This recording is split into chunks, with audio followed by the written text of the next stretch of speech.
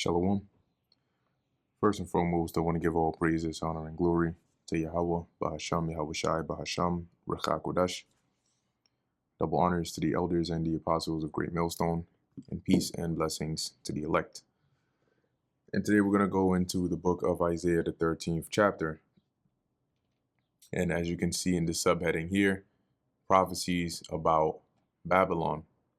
And when we went into Isaiah 12, right, it was mainly about the rejoicing in the salvation of Israel. Okay, and now in 13, it deals more so with the future judgment that would come upon the future or prophetic Babylon, which we know today as America or Babylon the Great. So this is the book of Isaiah, chapter 13, verse 1. The burden of Babylon, which Isaiah, the son of Amos, did see.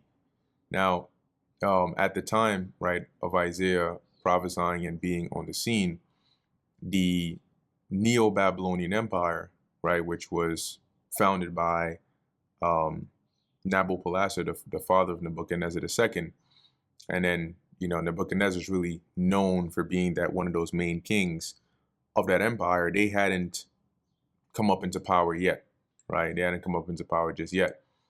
However, you may have certain individuals that'll be confused, and they'll try to link this chapter and they'll try to find how the things and judgments that Isaiah mentions in this chapter link historically to ancient Babylon. But as you keep reading the chapter, you'll find out that it was not so. Okay, and you can't find historical accounts that'll allow you to link this to ancient Babylon, which points to this Babylon referring to a different Babylon, not that of the ancient Neo-Babylonian Empire. So it says here, verse 2, lift ye up a banner upon the high mountain, exalt the voice unto them, shake the hand, that they may go into the gates of the nobles. Now, as we read in Isaiah, remember that at least Isaiah the 13th chapter, keeping in mind that Isaiah, at least in the way his writings were, he was pretty eloquent and did speak in sort of a poetic / metaphorical sense, right? He used a lot of analogies, he used a lot of examples to liken the judgment of the Lord or the word of the Lord to certain things. And as we read here, the visual, right, that is sort of given in at least in the second verse and a few other verses, is likened on to basically the Lord commanding an army, right, or rallying an army together to march upon the enemy, right, and basically take them over. So in the literal sense of the image, right, lifting up the banner upon the high mountain is likening on to basically raising like a flag or a signal as a sort of like a rallying point. And it's on a high mountain that everybody can see it. Okay, as it says, exalt the voice onto them, shake the hand. So here you can imagine, like on a battlefield or whatever the case would be, you would have that whoever it is that's leading it sort of exhorting his army, right, with a loud voice and directing them, right, in terms of like marching on and going so on and so forth, that they may go into the gates of the nobles. So like in actual war, they would actually go and take over pretty much everything all the way up until the actual nobility of the enemy there. Now, this visual is represented this way, but the way it applies now is, us, as it says, lift ye up the banner upon the high mountain. And so we're not lifting up an actual flag, right, or a war signal per se, but the banner, right, or the rallying point that we are lifting up is the scriptures. Okay, and the high mountain here would represent Babylon the Great, or America. Okay, and we know when you go into the word mountain, there's times in the scriptures where mountain represents a physical mountain, and there are times when mountains and or hills represent a body of a government, right, or a ruling body. Okay, so here that high mountain would be likened onto Babylon or America, which I believe it's in, I forget which chapter exactly. It might be Jeremiah, maybe around 50th or 51st chapter or so, but it refers to how Babylon is going to become a burnt mountain, right? And I believe it might be in Jeremiah, if I'm not mistaken. Um, so by us prophesying here, that is likened unto us lifting up that banner. Okay, as it says, exalt the voice onto them, shake the hand. So we are not standing on a battlefield per se, trying to command an army, but by coming out here and lifting up our voice like a trumpet and teaching the word of the Lord, right? That is likened unto um, exhorting, right, or calling together the people of the Lord, right, the elect. And when you go into the book of Ezekiel, the 37th chapter, that's sort of the visual that is also there, right? When it talks about when you get to the stage where the breath entered into them, and then they stood upon their feet an exceeding great army, right? That breath being the spirit of the Lord by way of the scriptures is going out via the prophets, right? By us prophesying and teaching, the Lord is carrying that word all throughout the earth, and it's entering into um, the those dry bones, right? So as it says, and shake the hand that they may go in to the gates of the nobles. So like I said, we're not marching out here into their these high ranking officials as places of congregation or their homes or anything of that sort. However, the way we are making it to the gates of the nobles is by the effect of what we're doing, right? By us teaching, starting with our elders and apostles, and even their elders, all the way on down. That teaching has caused a great awakening in the earth, right? Which has led to that effect to where now they even have their politicians or high ones, as they would speak, have meetings and um, they host gatherings to discuss and also have documents or documentation to discuss the effects of the teachings of the prophets and how it's waking people up and how a lot more people are now being awoken, right? Like that army, right? We're not army in a carnal sense, but that spiritual army, similar to what is written in Ezekiel the 37th chapter. Okay, so that the sign or the effect of what we're doing has made its way up, even all the way up until the gates of the nobles.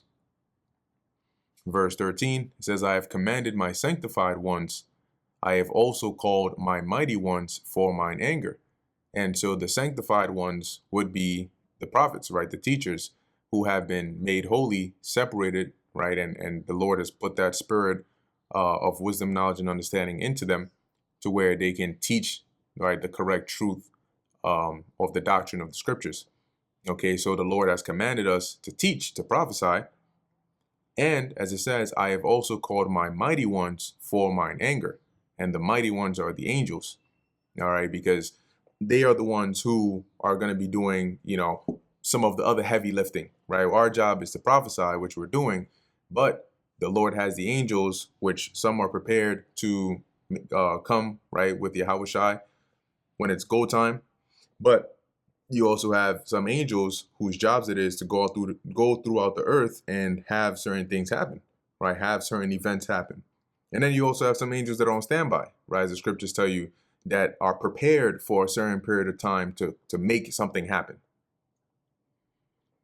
I'll continue. It says, even them that rejoice in my highness. And when you read in the book of Revelation, right, in the various chapters, you get the visual of the angels that constantly worship the Lord and rejoice, right, in the presence of the Lord, as they have been basically programmed, for lack of a better word, to do. So right here, what we're seeing here is the Lord pretty much via this vision that he has given Isaiah, mustering up a host, right, to come against Babylon, right, that judgment that's about to come upon Babylon. Verse 4 says, the noise of a multitude in the mountains, like as of a great people. So once again, going into that visual of like an army that's being mustered to take over or to invade or to go and attack and destroy the target or the enemy. So as it says, the noise of a multitude in the mountains, like as of a great people, a tumultuous noise of the kingdoms of nations gathered together. The Lord of hosts mustereth the host of the battle. And now you notice how it says, like as of a great people, right? So this visual of this army, or this gathering of these kingdoms, or this great people that have been mustered together, right, by the Heavenly Father, it's not going to be, in this case, actual people, all right, but it's going to be the nuclear missiles. Okay, those are the weapons that the Lord is going to use, that He has gathered as part of His army, that He is going to use to bring an end to this place. And verse 5 expounds on that, right? So it keeps the context. It says, they shall come from, or they come from a far country, from the end of heaven, even the Lord and the weapons of His indignation. So it's telling you who is the same day that is the subject of the 4th verse, and that is the Lord and the weapons of His indignation, right? So you have the prophets that are prophesying, you have the angels that the Lord has set up, ready to do what He has commanded, a part of His army, and you also have the weapons of His indignation, which are ultimately the intercontinental ballistic missiles. All right, and that's why it mentions them coming from a far country, and the way that they're going to come from a far country is by being launched from their silos, from these various nations that are going to be in war against this place.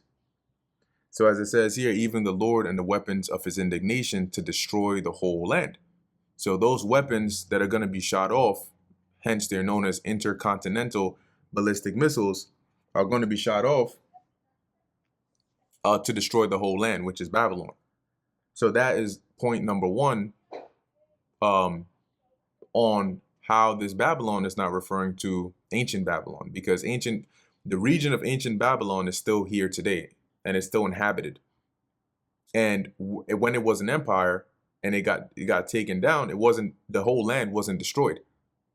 As a matter of fact, when Israel came back into the land to rebuild the temple, that was by decree of Cyrus. Guess what? They left from Babylon to go and start building the temple. And then they were prohibited for a period of time after Cyrus died. And guess where they were? Back in Babylon. And then it wasn't until the time of Darius where Zerubbabel sought permission to go back and finish building the temple. So at that point in time, the Babylonian Empire had been taken down. So if the land was destroyed, how would Israelites still be in Babylon at that time? Even when Ezra, much like later on, when Ezra ended up leading certain Israelites out back into the land, they left from Babylon. So how would that be the case if the whole land was destroyed? So the whole land that's talking about here is really dealing with America, all right, or the modern day Babylon.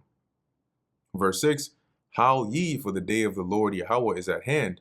It shall come as a destruction from the Almighty, right? So the Most High has appointed this destruction for a certain time. And it's saying, Isaiah is saying howl, because it's going to be a very crazy, scary, and destructive time. Therefore shall all hands be faint, and every man's heart shall melt. And all hands being faint is likened unto being paralyzed, not by physical constraint, but more so by fear. And that's what it goes into. Every man's heart shall melt. The word heart in the Hebrew here, as they have it as labab, meaning your inner mind or inner man, your will, right? Your soul, the seat of emotions, passions, as seat of courage. And as it says, every man's heart shall melt. And when you go into the word melt over there, right, one of the definitions there is to grow fearful, right, figuratively. So your brain is not going to actually melt unless you're in the fire, the lake of fire, which is not somewhere in, it's America, let's put it like that, on fire. But the way their heart is going to melt is by them basically being like paralyzed through fear of all the things that the Lord is going to be bringing upon this place. Verse 8, and they shall be afraid. Pangs which is like distress and anguish, and sorrows shall take hold of them. So they're going to be gripped with that fear and that agony. They shall be in pain as a woman that travaileth. They shall be amazed one at another. Their faces shall be as flames. So they're going to basically be in shock. You're going to have a lot of people that are in shock, that can't believe what's going on, that are afraid, that can't even comprehend or begin to comprehend what is happening because of the shock of the judgment that the Lord is going to bring. All this, because America, right, at its point right now, and I think that America is still, there's still one part, right? There's still a little bit left for them to do, right, as Babylon before they go down, right? So that they can really hit the peak, right, the zenith of their empire and then be brought down. So from that point in time, when people are looking at the destruction that's coming, they're looking at all the things happening, they're going to be afraid and in shock. Because for some of these people, a lot of them, it's not even in their furthest thoughts that this is the kind of judgment that would come upon this place. They think this place is going to continue forever. They don't think that this place is going to go, they think they're going to die before America would be destroyed, if anything. So when the Lord starts to bring these very intense judgments, a lot of people are going to be very messed up. Verse 9, behold, the day of the Lord Yahweh cometh cruel, both with wrath and fierce anger, to lay the land desolate, and he shall destroy the sinners thereof out of it. See? And this is the judgment that the Lord has planned for this place. And as it says, it's going to become cruel, both with wrath and fierce anger. So those that the Lord has preordained to be judged, there will be no mercy for them. Okay, and it's not, no amount of prayers or screaming or begging for mercy is going to deliver you if the Lord has set you up to be destroyed. And that's why it's looked at as cruel, because there's this ruthless judgment that there's no way around, save you have already been marked as exempt. And it is to showcase the fierceness of the anger of the Lord. So much so that when he's done with it, there's going to be no life on the soils of America, right, at that point when that judgment comes, because it's going to be a lake of fire. And it's going to take a long time for it to eventually start to, that fire to start to die down. But at that point in time of that judgment, it's going to be desolate. As it says, and he shall destroy the sinners thereof out of it. For the stars of heaven and the constellations thereof shall not give their light. The sun shall be darkened in his going forth, and the moon shall not cause her light to shine. And so if you've ever been in a war zone or you've watched movies like that, typically, or, you would have bombs, explosions, and all of that hit, fires, and so on. And then it starts to create this cloud, right? It starts to create this darkness in the air to where it could be like broad daylight as they speak, or as they say, or even in the daytime, but the clouds and the thickness, right, of the smoke is blocking out pretty much like the sun to where it looks like it's dark. All right, some places you have like that what's that thing called? It's like the orangish sky from the fires and everything. So Isaiah is given a visual here of the darkness and the destruction that's going to be taking place at this time when the judgment comes forth upon Babylon. And that's why it says here, and the moon shall not cause her light to shine. Verse 11, and I will punish the world for their evil and the wicked for their iniquity. And I will cause the arrogancy of the proud to cease, and will lay low the haughtiness of the terrible. Now, when you go back to the time of ancient Babylon and they were taken down, it wasn't in this fashion, right? And the downfall of the Neo-Babylonian Empire wasn't known as the Day of the Lord. Okay, it didn't come cruelly to destroy the sinners thereof out of it. And as a matter of fact, it didn't it didn't cause arrogancy to cease, and it wasn't a punishment of the world. It was really just another fulfillment of prophecy, a transition from one empire to another. But in this time, this judgment is going to cause these effects. And as a result, right, I will make a man more precious than fine gold, even a man than the golden wedge of Ophir. Now, why does it say that? Because at this point, with the amount of destruction and death that's going to be all over the place, one, you're going to have a scarcity of men, but the kind of men that are going to be valued in that time are going to be the men of the Lord. Okay, the Israelite men of the Lord, because one, they're going to be the ones that are going to be able to survive. All right. And two, they're going to be the ones that are going to have the Spirit of the Lord with them, making them precious, making them able to protect and provide for, and to, have that stability of mind and have that peace around them, though everything else around is destructive. And that is what's going to highlight, or a part of what's going to highlight these men as being more precious than fine gold. Verse 13, therefore I will shake the heavens, and the earth shall remove out of her place in the wrath of the Lord of hosts, and in the day of his fierce anger. And quite literally, you would have this happen, right? As the scriptures, there's other precepts that reference how the earth is going to reel to and fro because of all the force, right? When you have a nuclear missile, right, or an intercontinental ballistic missile, is nothing to be played with. And the constant striking of different parts of the earth with that force is going to cause that shaking. It's going to trigger earthquakes. It's going to cause tsunamis. Okay, it's going to cause that shaking, which is likened here onto the heavens and the earth removing out of her place. And as it reads, in the wrath of the Lord of hosts, and in the day of his fierce anger. So it doesn't not need to be that the Most High is going to make a spiritual fist and start punching the earth, but he is going to carry out his wrath and his anger by using the inhabitants of the earth, first to invent these weapons and then to utilize it. Verse 14, and it shall be as a chased roe, and as a sheep that no man taketh up. And a chased roe, if you've ever seen a roe, right, like a, or even like a gazelle or deer or what, they're very quick. And you may see them in a pack, but the second they hear like a lion or a predator in the woodworks, right, or around, they scatter and they dip very quickly. Everybody's hopping every which way to survive.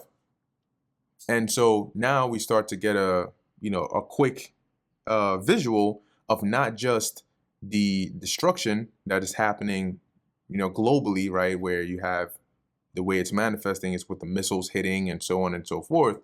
But at the same time, right, we're getting a visual of the more granular level of how things are chaotic and how people, are suffering and how they are sort of interacting as this destruction is taking place. Because we know that according to prophecy, the destruction is going to involve also things like famines, right? And like martial law and like people slaying one another and people fleeing and all of those things. Okay, that's going to be a part of that destruction, and it's going to culminate with that thermonuclear destruction to sort of cleanse, right, and wipe it all off, right, to finalize the anger of the Lord. So as Isaiah is mentioning here in the 14th verse, it's going to be like a chased roe, and as a sheep that no man taketh up, meaning like a sheep without a shepherd, right, that is sort of just like wandering or scattering about without one to guide it or to lead it. And that's what the people are going to be like, scattering left and right, fleeing. Everybody's dipping. As it says, they shall every man turn to his own people and flee everyone into his own land. So as people, which they're already doing it now, but as things start to get worse, people are going to start to, one, band with their own kind, right? And that's what causes that whole like racial tensions, or not just racial, but you know what I mean, like nationality wise, right? People stick to their own people, their own kind, and it causes more friction between people of different kinds, for lack of a better word.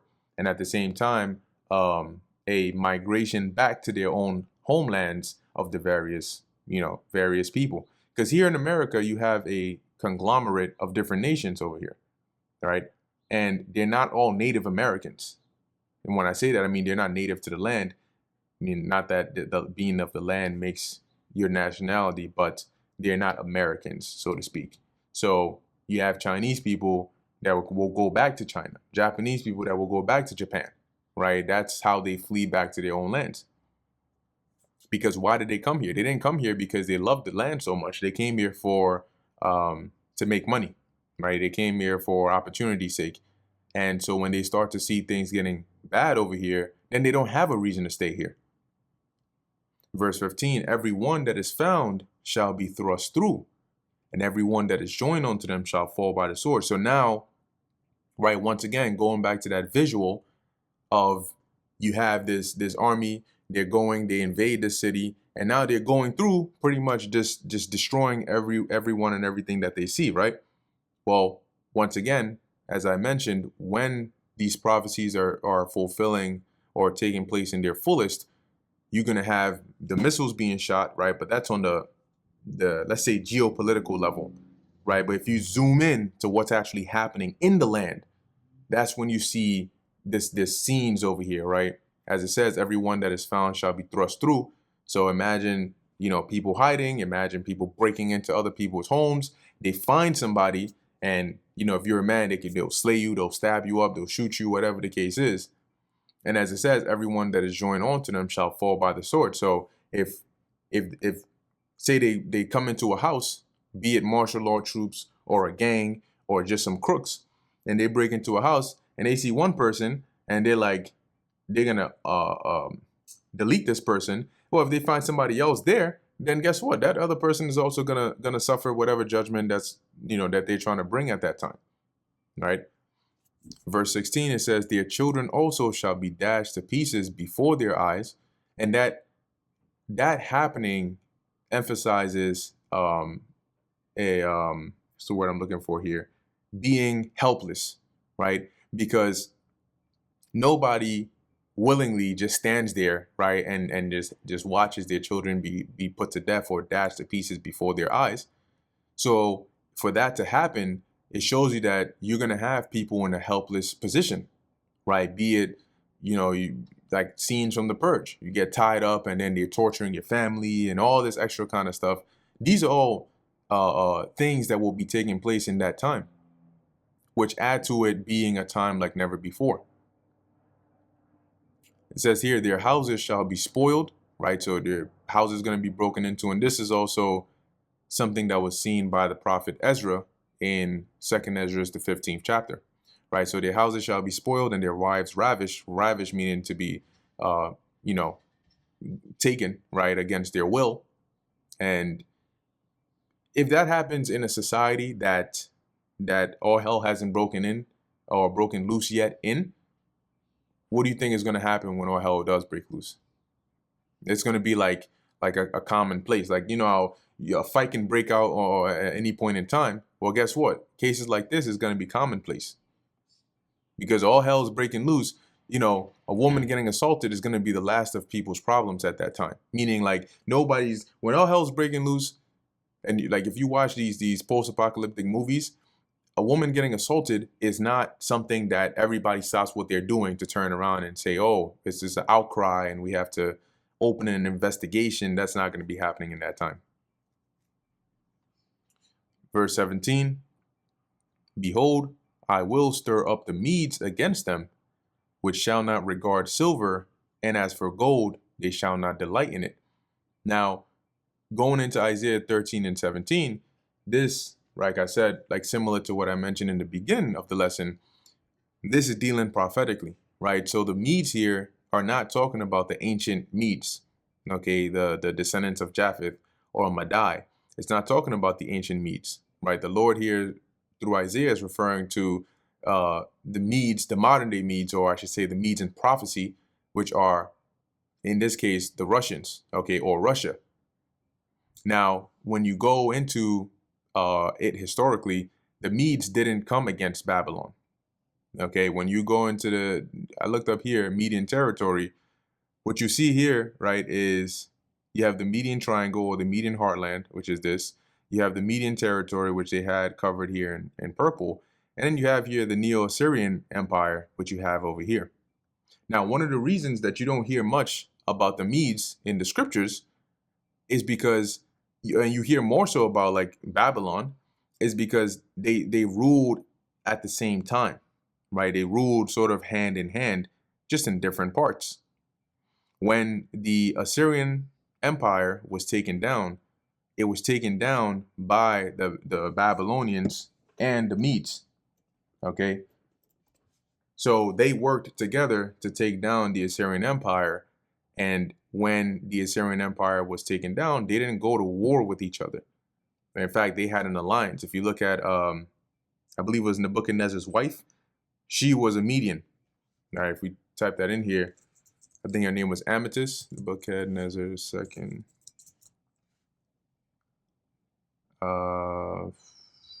See if it shows. Okay, so let's look at children. And maybe it'll show there. Here we go. So one of Nebuchadnezzar's children here being Amel Marduk, if you look at his parents, you have Nebuchadnezzar II, and you have here Amethyst of Media. It says here she was a queen of Babylon, wife of Nebuchadnezzar II, and daughter of Median king Cyaxares. And this was because they ended up, I believe this marriage was an alliance, right? An alliance forming marriage between the Medes and the Babylonians, and that's how you ended up having Nebuchadnezzar marry the daughter of the Median king at the time, Cyaxares, right? But the point here is, well, actually, let's read it right here. It says Amethyst was the daughter of Cyaxares and the sister of Astyages. So Cyaxares here, being the Median king at the time, along with Nabopolassar, which was the one sort of leading and ruling Babylon at the time, worked together so that they could take down the Assyrians. Okay, and as part of that alliance, since they had a common enemy, they ended up marrying their children, which led to Nebuchadnezzar marrying the daughter of Cyaxares, being Amethyst. And the brother, as it says here, the brother of Amethyst was Astyages, which interestingly enough happens to be Darius the Mede that you read of in Daniel the 5th chapter. So it says here, Amethyst had a niece also named Amethyst from her brother Astyages. Amethyst married Nebuchadnezzar to formalize the alliance between the Babylonian and Median dynasties. Tradition relates that Amethyst, yearning for the forested mountains of Media, led to the construction of the Hanging Gardens of Babylon, as Nebuchadnezzar attempted to please her by planting the trees and plants from her homeland. Now, when you go back to the point of this is to show that the Medes didn't come against the Babylonians. And here in Isaiah 13, we're reading about the Lord stirring up the Medes against them being Babylon, right? So if you go into historical times, the Medes and the Babylonians, the Neo-Babylonian Empire, they were actually allied together, right? And somebody might say, well, you know, they might try to make a case and say, oh, well, maybe when it says Medes, it's really referring to the Medo-Persian Empire. But at the time when you had the Medo-Persian Empire, the way it worked was when the Medes were in power, because this territory was a mix, right? You had Persians in here and you had Medes in here. But at the time when the Medes were ruling, they were the upper class over the Persians. And when the Persians came up into power, they were the upper class, right, over the Medes. But these people were still together in that empire, okay? So when you go into Isaiah 13, one, we've seen that it wouldn't make sense for this to be talking about the ancient Medes because they didn't come against Babylon, all right? But also when you look at geographically, the region of Russia today is linked to the region where the ancient Medes dwelt or even migrated from, okay? When you look here, this territory that we're seeing as the Median Empire, this is where they ended up settling, right, and then developed their empire. But the Medes actually migrated from north, Okay, they came down from that same region where you have Russia and Ukraine and all of that is known as the Pontic Caspian Steppe, okay, which is that open plain up north over there. And then eventually they settled over here, and then they came up, or had this empire. However, at this point in time, you still had remnants and like people part of the Medes in this region over here, right, going up north. So I looked up some information here on the Pontic Caspian Steppe. It says here it's a steppe, if I'm pronouncing that right. Let's look at that pronunciation. Oh, steppe. Oh, okay. Looks like I wasn't pronouncing it right. Steppe. Yep. So steppe, not steep, steppe. Where are we at? It says here it's a steppe extending across Eastern Europe to Central Asia, formed by the Caspian and Pontic steppes. And then it goes into where it stretches to and so on. And matter of fact, let me just read a little bit of it. It stretches from the northern shores of the Black Sea, the Pontus Euxinus of antiquity, to the northern area around the Caspian Sea, where it ends at the Euro-Caspian narrowing, which joins it with the Kazakh steppe in Central Asia, making it a part of a larger Eurasian steppe. Geopolitically, the Pontic Caspian steppe extends from northeastern Bulgaria and southeastern Romania through Moldova and eastern Ukraine, through the North Caucasus of southern Russia, and into the lower Volga region, where it straddles the border of southern Russia and western Kazakhstan. Okay, now this Pontic Caspian steppe, I bring this up being the region where it also includes parts of Russia, because when you go historically, I looked this up, right, that the Medes come from the Pontic Caspian steppe. It says here, yes, there's a strong historical connection between the Medes and the Pontic Caspian steppe.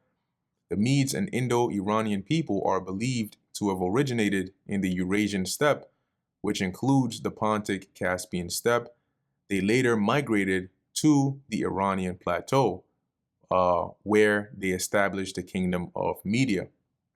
And then also I looked up here, is Russia part of the Pontic Caspian steppe?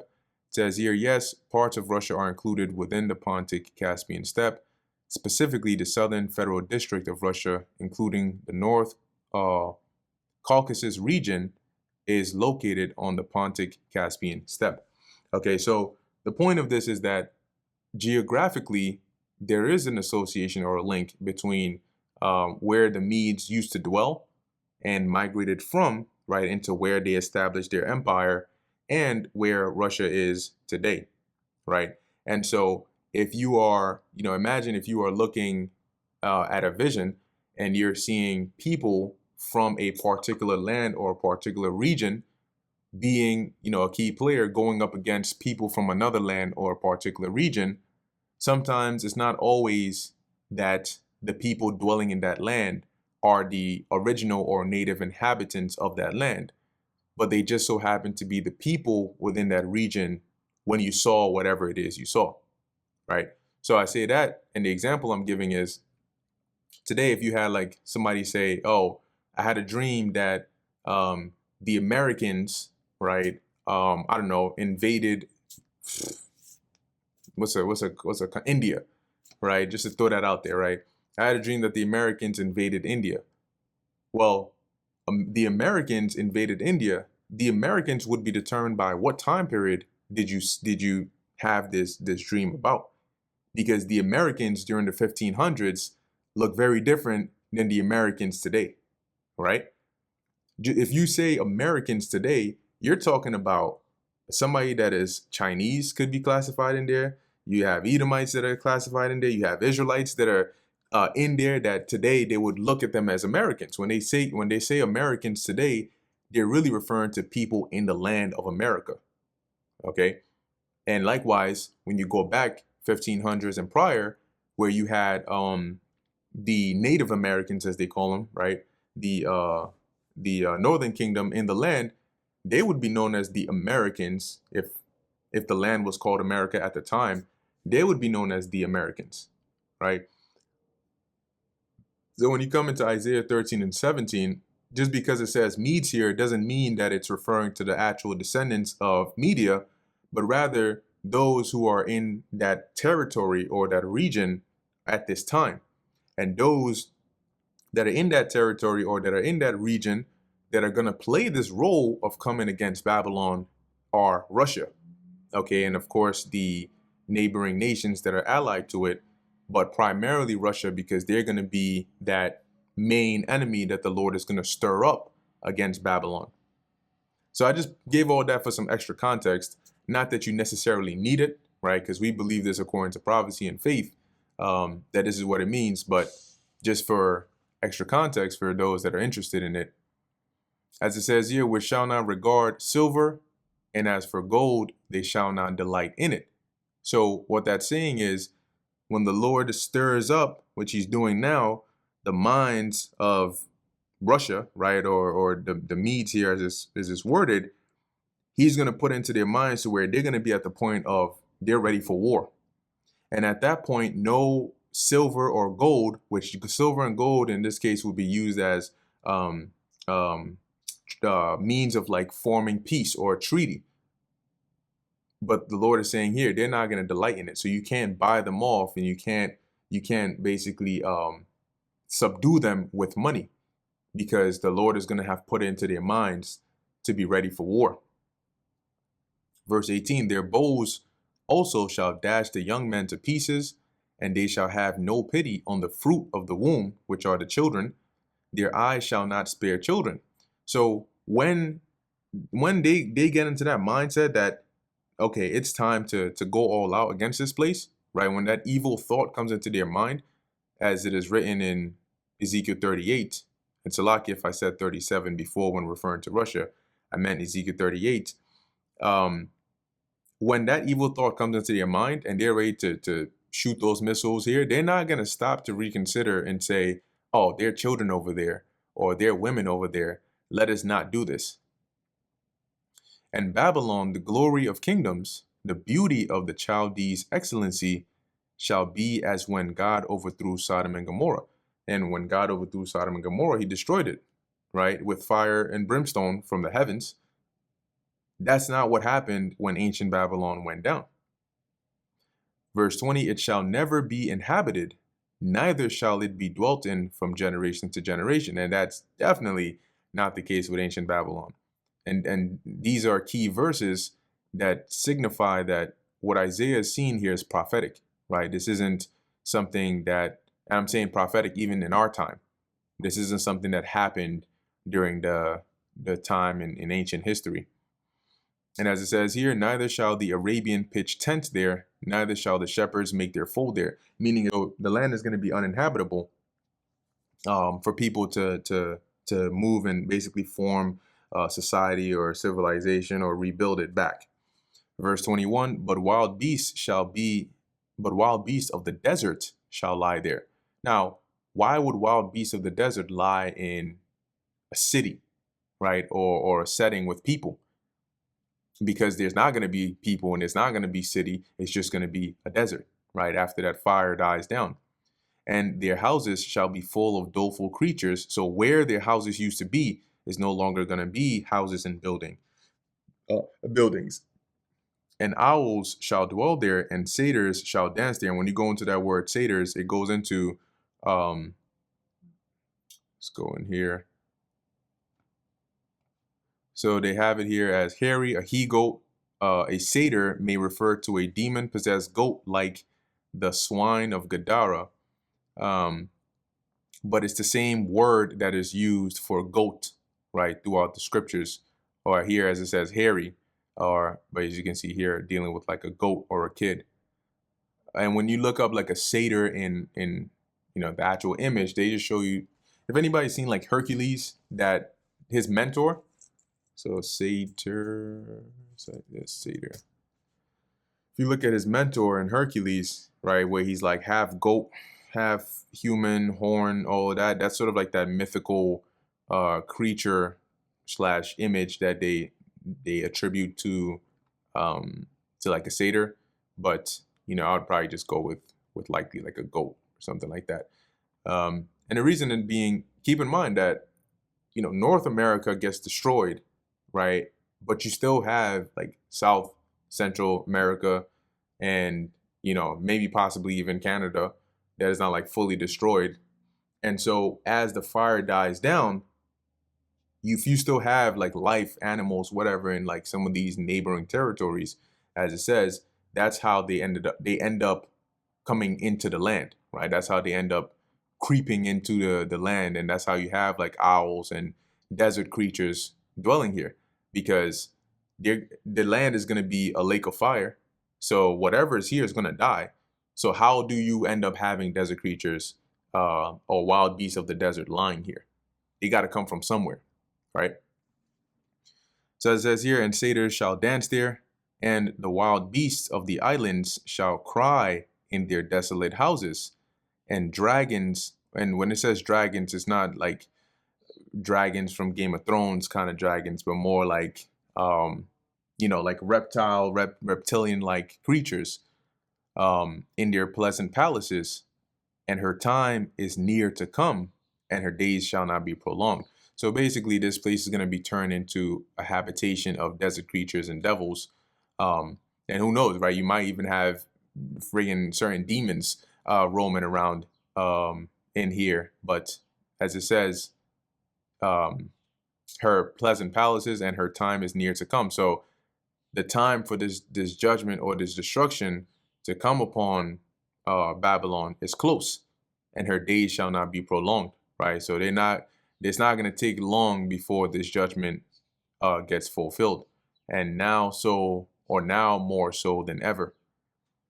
And before we close it out, let me do a quick reference here. Let's see here. I think there was on there's because there are a couple other precepts. Yeah, there it is, right? Isaiah 34, which is also a precept that links with Isaiah 13 here, right? The wild beasts of the desert shall also meet with the wild beasts of the island, and the satyr shall cry to his fellow, and the screech owl also shall rest there and find for herself a place of rest, right? And when you go into the 13th verse, it goes into the same thing. So this is a vision that Isaiah saw, right, and described even in different chapters over here, even in Revelation 18 as well, which Revelation 18, once again, is talking about the destruction of Babylon. Now, what's interesting here is it says in Revelation 18:2, right, and he cried with a mighty voice, or he cried mightily with a strong voice, saying, Babylon the great is fallen, and is become the habitation of devils, and the hold of every foul spirit, and a cage of every unclean and hateful bird, right? Now, this is synonymous with what Isaiah saw. But the thing is, John sees this during the Roman Empire, which is hundreds of years after the Babylonian or the Neo-Babylonian Empire had fallen. So what Babylon is he referring to here that is suffering the same judgment as the Babylon that Isaiah saw and referenced in his vision? Right, so that's why I mentioned that maybe you might have some demons even roaming in here, because when you go into that word devils, I think even the foul spirit, it goes into that, right? An inferior deity, an evil spirit, a demon, right? Nonetheless, that pretty much is the point of Isaiah 13, right? It was a vision that Isaiah received concerning the judgments that would come upon Babylon the Great, not ancient Babylon, but the Babylon in prophecy, which is America.